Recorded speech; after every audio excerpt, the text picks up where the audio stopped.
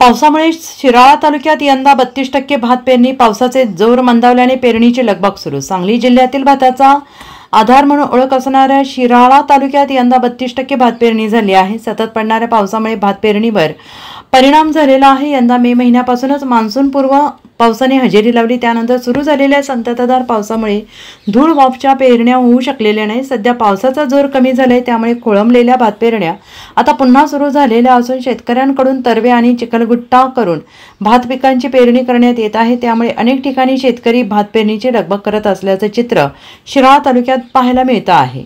मी असलेवाडी गावचा रहिवासी असून मी एक शेतकरी आहे. तसेच मी पोलीस पाटील देखील आहे. आमच्या गेल्या 11 मे पासून पावसाची सुरुवात चालू असल्यामुळे खरीपाच्या धुळवापेच्या पेरण्या राहिलेल्या आहेत. खरीपाच्या धुळवापेच्या पेरण्या राहिल्यामुळं आमच्याकडं आम्ही तरू टाकून चिखलगुट्टा करून आता आम्ही रोपं लावण्याचे काम सुरू झालेलं आहे. हे बघा, मे महिन्यामध्ये पाऊस लय चालू झाला, त्याच्यामुळं आम्ही काट्या रोहिणीचे नक्षत्र असतात त्याच्यामध्ये आम्ही हे तरव पेरलेलं आहे. धुळवापण म्हणजे आम्ही पहिली धुळवापणच पेरत होतो, पण पावसामुळे आता चिखलातनं पेरल्यात या. मग आम्हाला कुरी टोकन काय करता आलं नाही.